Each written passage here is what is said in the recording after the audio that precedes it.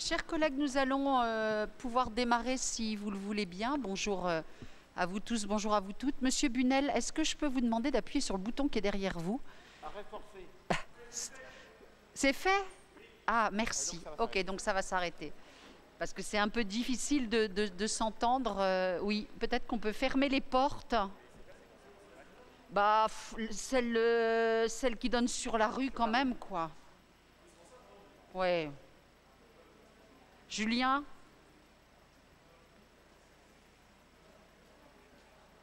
Voilà.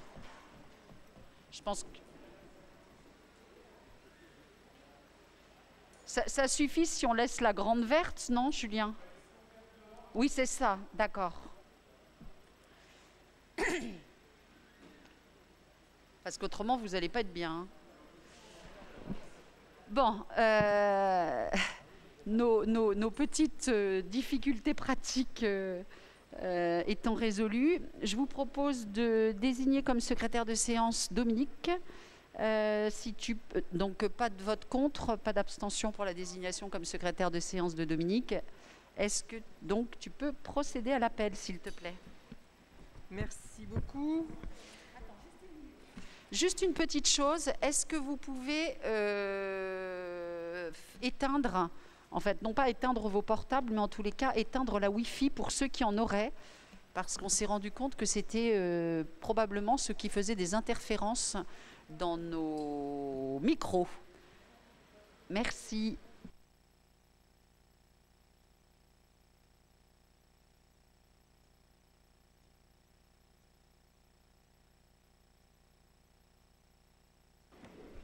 Alors, Marie-Agnès Foussier-Winsbach, Pierre Aubry, Stéphanie Marical, David Roussel, Dominique Tessier présente, Florentin Cogny,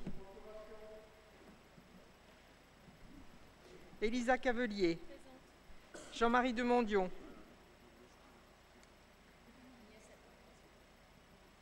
Denise Poulain,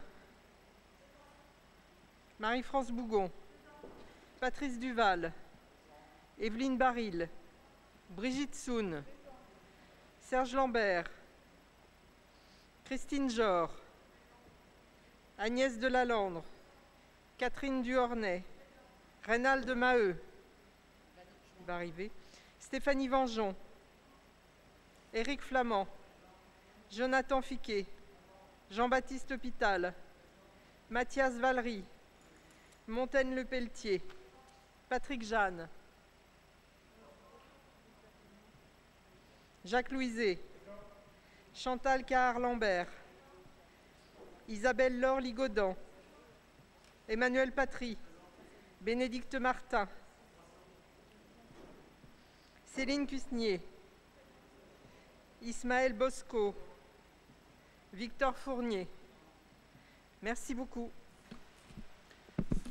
Alors, je vous propose d'adopter les procès-verbaux de nos séances du 4 juillet et du 10 juillet. Est-ce qu'il y a des remarques sur ces procès-verbaux? Bienvenue, Reynald. Sur le procès-verbal du 4 juillet, pas de remarques.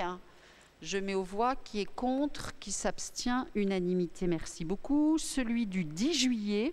Est-ce qu'il y a des remarques? Pas de vote contre, pas d'abstention, unanimité. Merci beaucoup. Nous allons commencer ce conseil municipal par une mise à disposition d'un agent titulaire de la ville au profit des EPMSF. David, s'il te plaît. Bonjour à toutes et à tous.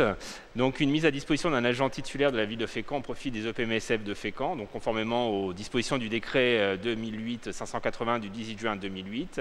Un fonctionnaire titulaire de la ville de Fécamp souhaite bénéficier d'une mise à disposition auprès des EPMSF de Fécamp dans le cadre d'un besoin ponctuel du 14 septembre 2020 au 31 juillet 2021, éventuellement renouvelable pour exercer des missions d'éducateur au sein de l'IMPRO.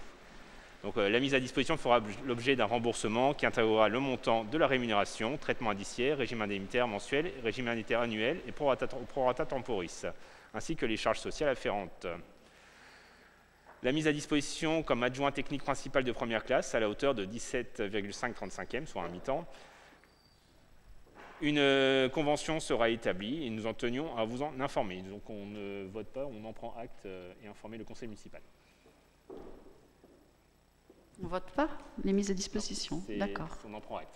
D'accord, donc nous prenons acte. Est-ce que vous avez des questions? Même si on doit en prendre acte. Très bien. Donc le tableau des emplois là, que nous allons voter en revanche. Exactement. Donc les effectifs de la collectivité sont amenés à évoluer en fonction des diverses orientations d'organisation de services et d'évolution de la carrière des agents.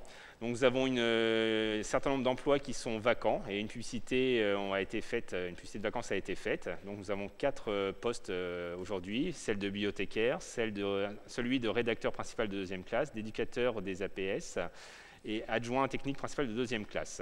Donc ces emplois doivent être pourvus en priorité par des fonctionnaires et à défaut peuvent être occupés par des contractuels, notamment dans le cadre de l'article 3.3, alinéa 2 de la loi du 84-53 du 26 janvier 1984. Donc de pouvoir recruter sur cet article 3.3 qui a été transformé par la loi du 6 août 2019. Nous invitons à en délibérer. Est-ce qu'il y a des questions sur cette délibération? J'en vois pas. Qui est contre? Qui s'abstient? Unanimité, merci beaucoup. Les rapports suivants devaient être présentés notamment pour le gaz par Jean-Marie Demondion, mais qui malheureusement a été hospitalisé et subi une petite opération et donc est en rétablissement. Donc nous lui souhaitons un prompt rétablissement et c'est Pierre qui du coup va s'y atteler pour le rapport du service public de distribution de gaz. Oui, vous savez que depuis décembre 1997, le service public de distribution de gaz de la ville de Fécamp a été concédé à la société GRDF. Conformément aux réglementations en vigueur, le concessionnaire est tenu de produire chaque année à l'autorité un rapport présentant le compte-rendu de l'activité de service au cours de l'exercice écoulé. Le dit rapport est examiné par la commission de consultation des services publics locaux qui s'était réunie le mercredi 9 septembre 2020. Vous avez en pièce jointe quelques chiffres relatifs à cette concession et compte tenu de ce qui précède, nous vous proposons de prendre acte du présent rapport d'activité 2019 du service public et de distribution de gaz 6 juin, présenté donc, je vous le rappelle, par la société GRDF. Je vous invite à en délibérer. Est-ce qu'il y a des questions sur ce rapport d'activité? Non? Est-ce qu'on doit le voter? On en prend acte également. Hein. On prend acte. Voilà. Merci beaucoup. Le rapport d'activité du camping municipal Jean-Baptiste, s'il te plaît. Non, j'avais le... Ah pardon, attendez. Distribution d'électricité. Oui, l'électricité, pardon. Donc la même chose pour le service public d'électricité. Le service public de distribution d'électricité, depuis juillet 2013, a été confié à la société ERDF, devenue depuis Enedis. Donc comme précédemment, le concessionnaire est tenu de produire chaque année un rapport d'activité. Ce rapport a été présenté également le mercredi 9 septembre 2020 par Enedis. Et donc vous avez en pièce jointe les quelques chiffres liés à ce rapport. Donc effectivement, on ne débat pas dessus, c'est juste à porter à votre connaissance. Est-ce qu'il y a des questions sur ce rapport d'activité? Peut-être simplement un petit mot, parce qu'on a eu cette semaine un accident en fait, d'un véhicule sur un pylône, ce qui a engendré une coupure d'électricité assez longue dans la nuit de dimanche à lundi. Donc sachez que voilà, il y a eu en effet une réparation, mais qu'il y aura à nouveau des travaux parce que le pylône est vraiment en mauvais état. Le camping, donc nous prenons acte pour notre camping municipal. Donc c'est une délégation de service public également. Je le dis pour les nouveaux élus. C'est pourquoi nous avons aujourd'hui un rapport à présenter. Les délégataires viennent présenter lors d'une commission, la commission de délégation de service public, leur rapport et nous le présentons ensuite au conseil municipal. Donc Jean-Baptiste, si tu veux bien nous présenter les éléments. Oui, pour le service public du camping, le 2 juillet 2003, ce camping a fait l'objet d'une délégation de service public et le titulaire est la SARL Le Domaine de Rennesville.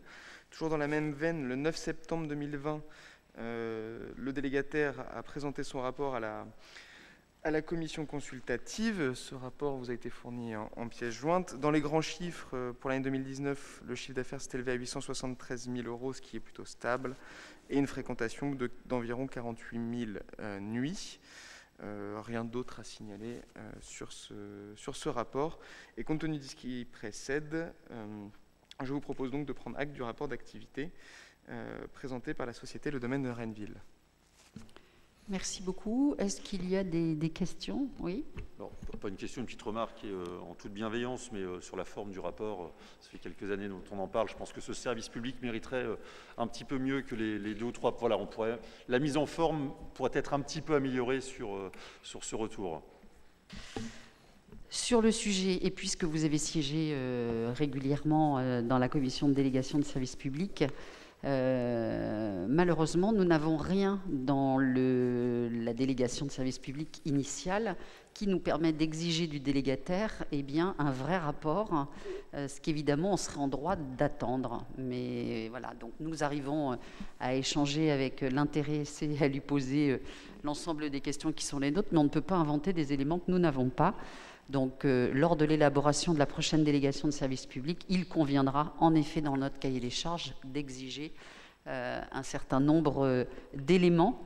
Peut-être simplement vous dire que la saison a été plutôt bonne dans les circonstances que nous avons connues, notamment sur juillet-août et même au mois de juin.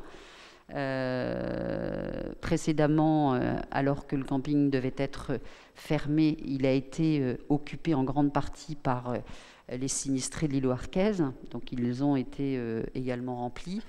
C'est vrai que les choses sont beaucoup plus calmes depuis le mois de septembre, puisque sur le plan touristique, nous avons un arrêt quasi brutal au 31 août, en espérant qu'éventuellement la saison puisse se poursuivre là pendant les vacances de la Toussaint, évidemment dans le respect des gestes barrières et des conditions sanitaires.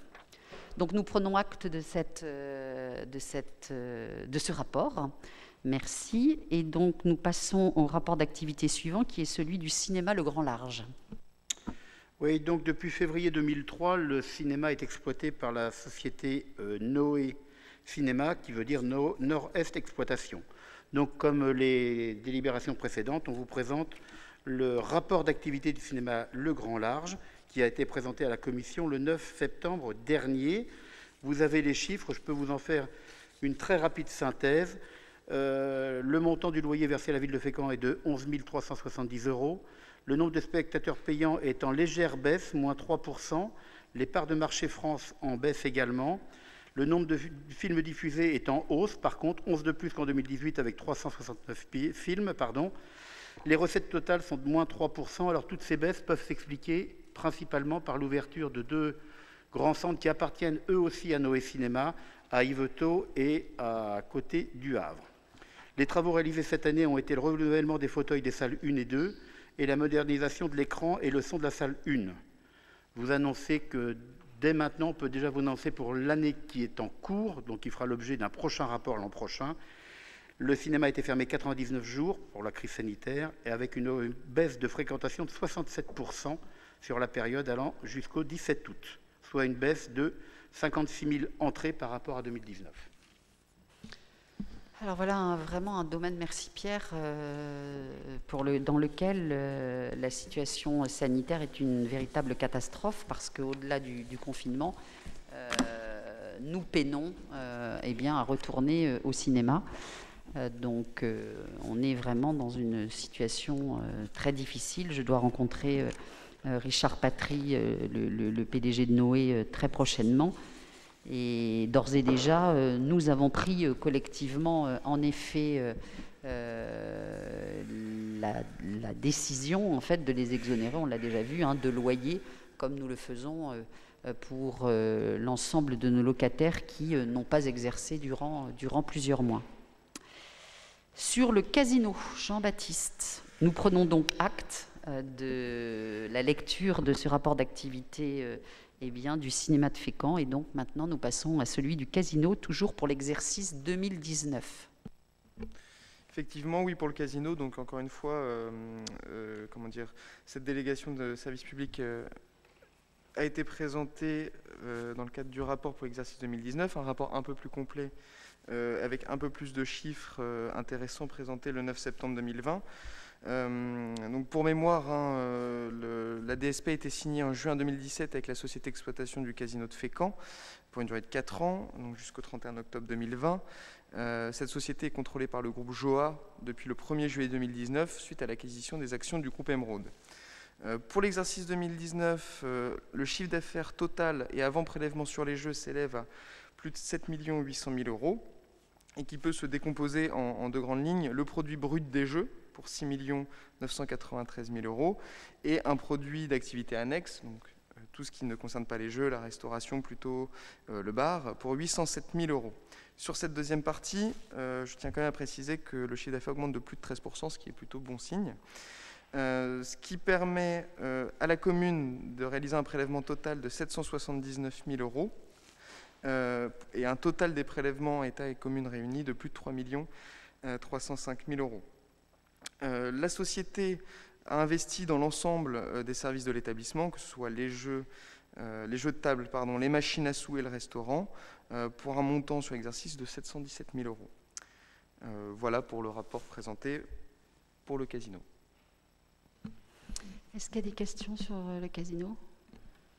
Du coup, là aussi, peut-être comment, suite à au Covid-19, comment ça reprend, l'activité reprend ou pas au casino, c'est ma première question. Et la deuxième, est-ce qu'il y a un impact possible?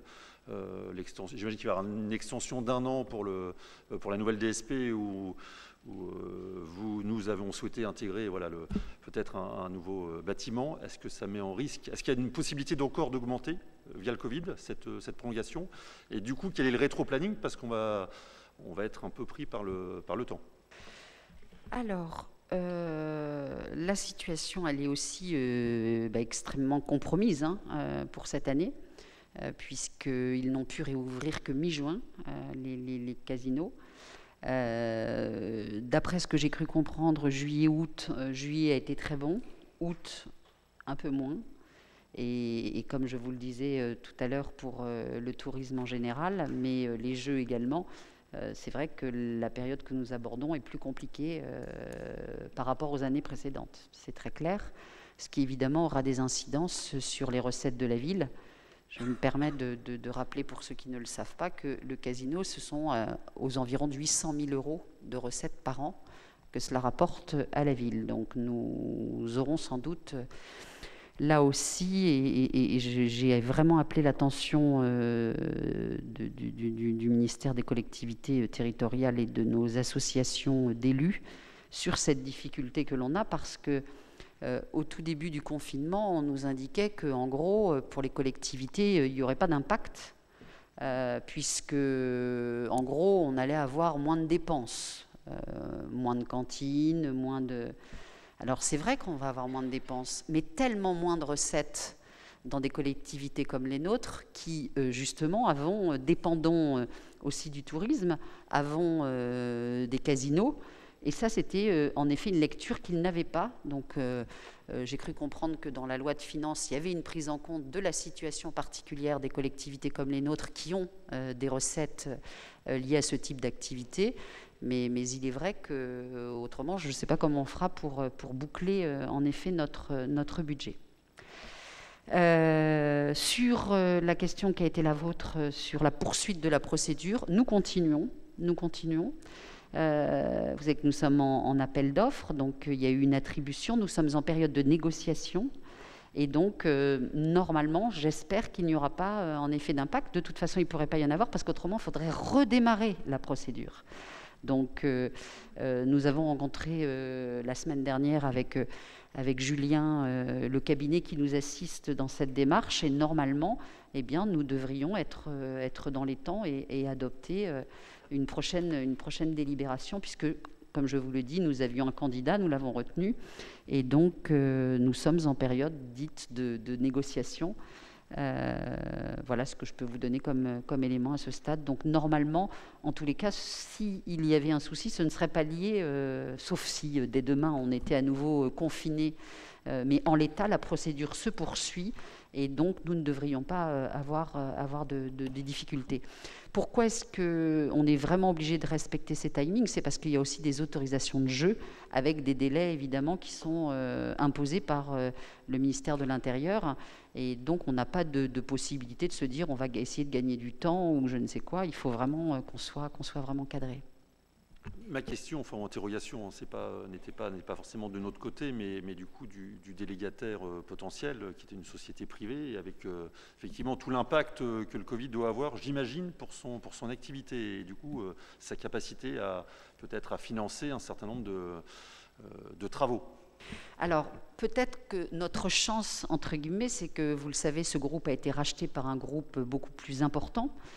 C'était le groupe Emeraude auquel appartenait le casino jusqu'à il y a quelques mois. Maintenant, c'est le groupe Joa. Le groupe Joa est le 3e groupe français propriétaire de casinos. Donc, nous sommes entretenus avec eux pour savoir si éventuellement la situation remettait en question le projet. Et ils nous ont indiqué que non, qu'ils poursuivaient, que leurs propositions évidemment tenaient toujours et que nous étions toujours dans cette phase en effet de négociation. Ils croient beaucoup au développement de notre territoire, donc eh bien tant mieux, tant mieux. Est-ce qu'il y a d'autres questions? J'en vois pas, donc nous prenons acte que nous avons présenté ce rapport d'activité sur le casino. La constitution d'un groupement de commandes entre la ville et le CCAS, s'il te plaît David, sur l'entretien, la maintenance et le renouvellement des systèmes de sécurité et d'alarme intrusion. Bon, tout est dit. Donc nous poursuivons dans la lignée des groupements de commandes, donc entre différentes collectivités ou établissements. Donc là, en l'occurrence, entre la ville et le CCAS de Fécamp. Donc par délibération en date du 27 juin 2016 et du 31 janvier 2017, la ville de Fécamp et le CS de Fécamp ont constitué un groupement de commandes pour la passation de marché. Donc le code de la commande publique offre la possibilité aux acheteurs publics d'avoir recours à des groupements de commandes. Ces groupements ont pour vocation de rationaliser les achats en permettant des économies d'échelle et à gagner en efficacité en mutualisant les procédures de passation des contrats. Je vous passe l'ensemble des détails juridiques. Nous sommes donc sur un marché, disons pas un marché, mais un accord cadre à bon de commande divisé en 3 lots. Donc un lot système de désenfumage, un lot extincteur et un lot alarme et incendie et intrusion. Juste à noter que c'est la ville de Fécamp qui se chargera de la passation et qui sera maître dans la passation du marché. Conséquence, nous vous proposons de bien vouloir autoriser la constitution du groupement de commande. Nous invitons à en délibérer. Est-ce qu'il y a des questions sur cette délibération? Je n'en vois pas. Qui est contre? Qui s'abstient? Unanimité. Merci beaucoup. Les conditions d'attribution des bourses d'encouragement de la Fondation Jacqueline Desportes.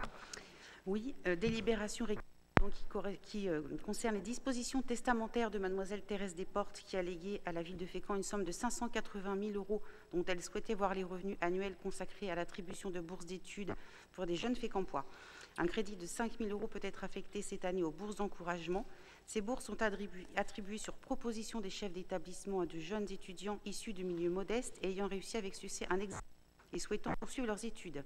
En conséquence, nous vous proposons de bien vouloir fixer à 5 000 € le montant des crédits pour l'année scolaire 2020-2021 et attribuer 10 bourses de 500 €, 400 € en virement bancaire et 100 € en chèque LIR à ces jeunes étudiants Fécampois méritants. Nous vous invitons à en délibérer.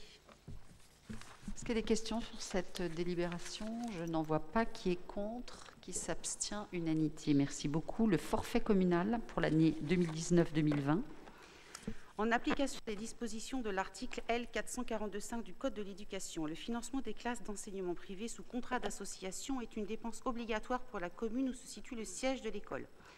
En effet, ces dépenses de fonctionnement des classes sous contrat sont prises en charge dans les mêmes conditions que celles des classes correspondantes de l'enseignement public.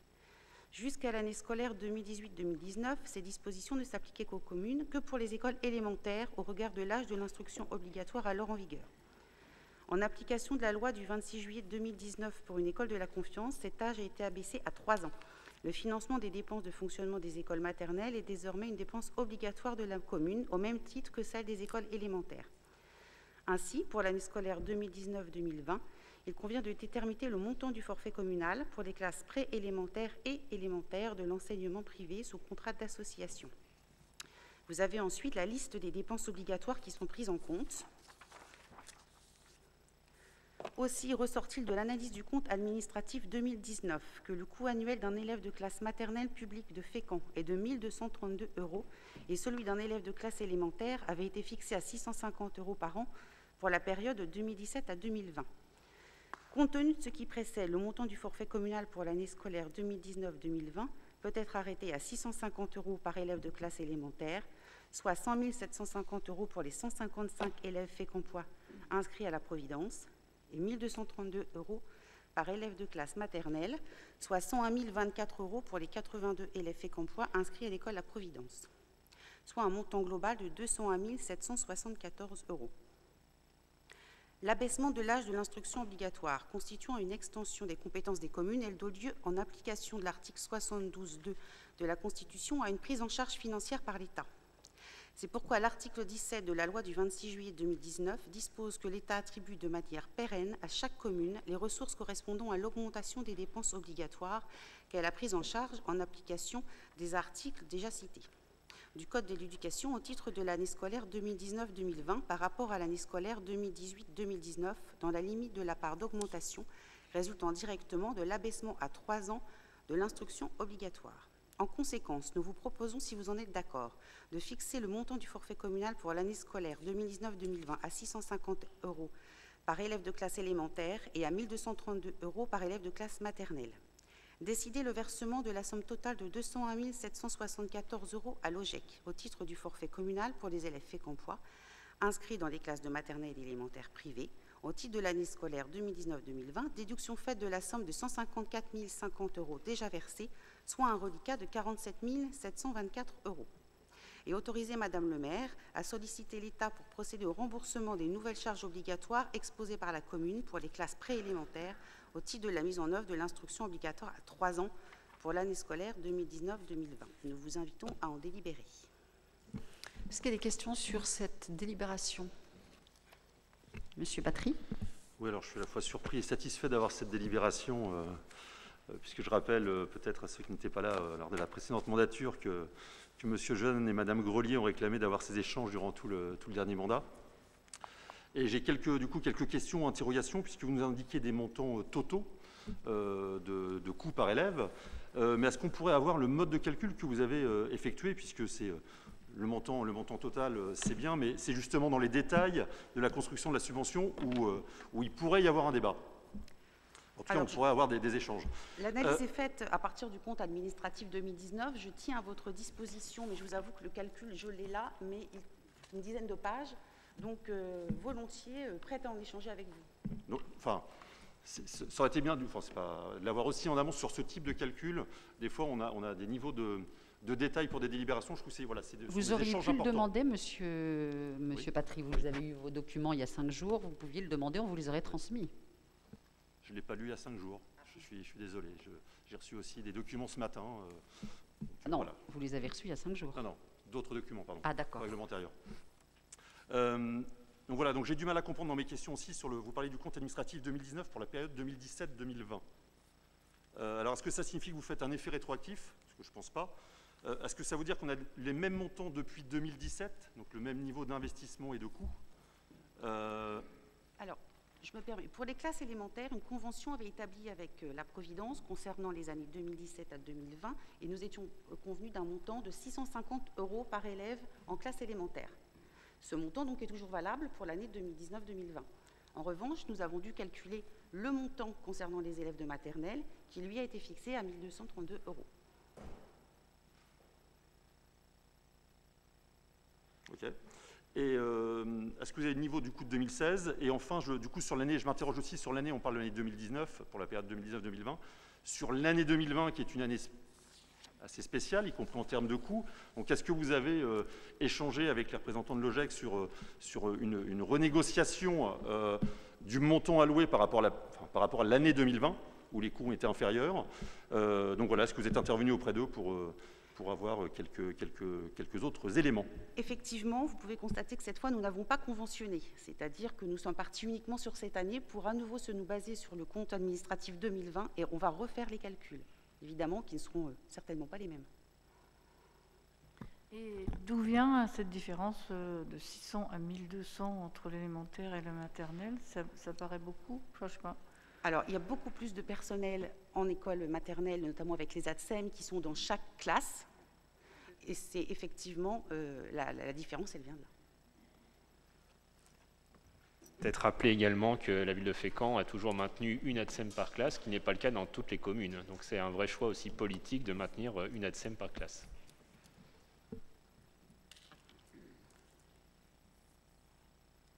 Est-ce qu'il y a d'autres questions? Non, je n'en vois pas. Donc, qui est contre? Qui s'abstient? Des abstentions. Merci beaucoup. Peut-être rappeler aux collègues qui sont autour de la table que, évidemment, ce n'est pas un don que nous faisons à une école privée, mais bien le strict respect de la loi. J'avais pu échanger, puisque vous avez évoqué son nom, avec Madame Grelier à l'époque où elle était secrétaire d'État en charge des collectivités territoriales, en lui indiquant que je m'étonnais qu'éventuellement on n'ait pas changé la loi à ce moment-là et qu'on ait notamment imposé, parce que c'est bien ça le sujet, une moyenne nationale en indiquant, c'est une usine à gaz ce truc, ça oblige les collectivités à faire des calculs pendant des jours et des jours et des jours pour arriver à estimer les coûts. Si l'État, et notamment ceux qui ont été en charge de responsabilité et qui donnent parfois des leçons, eh bien, avait été en capacité de dire au niveau national, mesdames, messieurs les élus, vous devez tant, et c'est voilà, c'est pour le maternel c'est tant et pour les primaires c'est tant, eh bien, sans doute qu'on n'en serait pas là et qu'on voterait ces délibérations à l'unanimité. En tous les cas, moi, je voulais remercier l'ensemble des services et Stéphanie, parce que quand je dis que c'est une usine à gaz, je ne trouve pas d'autres mots. Merci à vous. La délibération suivante sur l'attribution de subventions aux associations et au CCAS de Fécamp. Pierre, s'il te plaît. Oui, donc comme tous les ans, la ville de Fécamp soutient le monde associatif et ses actions par le versement de subventions auxquelles s'ajoutent des aides en nature, etc. etc.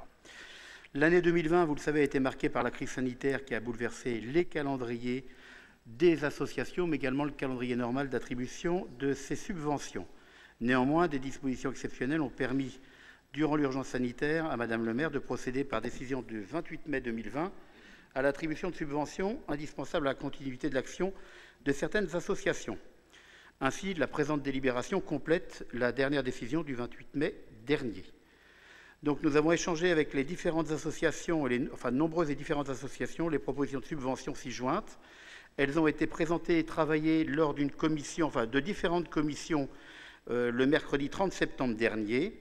Cette année, pour rappel, la ville de Fécamp est également une nouvelle fois aux côtés du CCAS, puisque le budget de la ville de Fécamp versera ainsi 1 500 000 € de subventions d'équilibre au CCAS, soit une augmentation de 150 000 € par rapport à 2019. En conséquence, vous avez les documents qui sont joints. Je vous propose de décider d'attribuer les subventions municipales conformément au tableau annexé. Dire que concernant les associations, le versement de la subvention est conditionné, bien sûr, au caractère complet du dossier de demande, étant précisé que l'utilisation des fonds fait l'objet d'un contrôle par la collectivité. Je vous invite à en délibérer. Est-ce qu'il y a des questions sur cette délibération ? Oui, du coup, une demande de précision, c'est-à-dire que toutes les associations avec qui vous avez échangé connaissent déjà le niveau, notamment pour celles qui ont fait des efforts et de baisse, elles ont déjà connaissance du budget qui doit être voté tout de suite, mais elles ont déjà l'information. Pour les plus grosses, je vais pas... Concernant les grosses associations vers lesquelles nous sommes approchés, on a d'abord travaillé en priorité avec les associations qui engagent, qui font travailler des permanents, des salariés. Et donc, les sommes annoncées ce soir leur sont déjà connues, ont été vues avec ces associations en ce qui concerne la culture et l'animation. Je pense qu'il en est de même pour le sport, pour la vie associative, pour le social et l'éducation à l'enfance. En fait, toutes les grosses associations ont été vues. Donc là, pareil, je voudrais vraiment remercier et les élus et les services qui ont vraiment fait un gros travail. pour savoir exactement dans quelle situation se retrouvaient les associations. Il y a des associations qui n'ont pas perdu de recettes, d'autres en ont perdu, donc il y en a qui vont avoir plus que les années précédentes, très peu, hein, il faut reconnaître, à l'exception en effet du CCS et de quelques associations. Et moi je voulais aussi remercier en effet les trésoriers et les présidents d'associations qui, en effet, quand on est allé les voir en leur expliquant, enfin en leur demandant si, en effet, le fait de ne pas avoir eu d'activité pendant 3 ou 4 mois pour certaines, voire 6 mois pour d'autres, pouvait justifier le fait que nous baissions la subvention, eh bien, vraiment, se sont ouverts en nous disant oui, on peut, ou non, on ne peut pas, parce que, voilà, nous, on a été obligés, par exemple, dans le domaine culturel, j'ai un exemple en tête, ou comme le passage, par exemple, on peut l'indiquer, eh bien, comme elle a énormément de fonds d'État également, le personnel n'a pas pu être éligible au chômage partiel. Donc, nous avons des exceptions comme celle-ci, où eh bien, la collectivité a maintenu quasiment son niveau de subvention. Mais vraiment, je pense que le travail a été fait avec toutes les grosses associations. Enfin, en tous les cas, c'est le retour que nous en avons eu. Est-ce qu'il y a d'autres questions? Je n'en vois pas. Qui est contre? Qui s'abstient? Unanimité, merci beaucoup. Les attributions de subventions municipales dans le cadre de l'OPHRU. Oui, il s'agit d'une attribution de subvention. En avril 2015, le conseil municipal a délibéré sur la mise à jour des subventions accordées dans le cadre de l'OPHRU.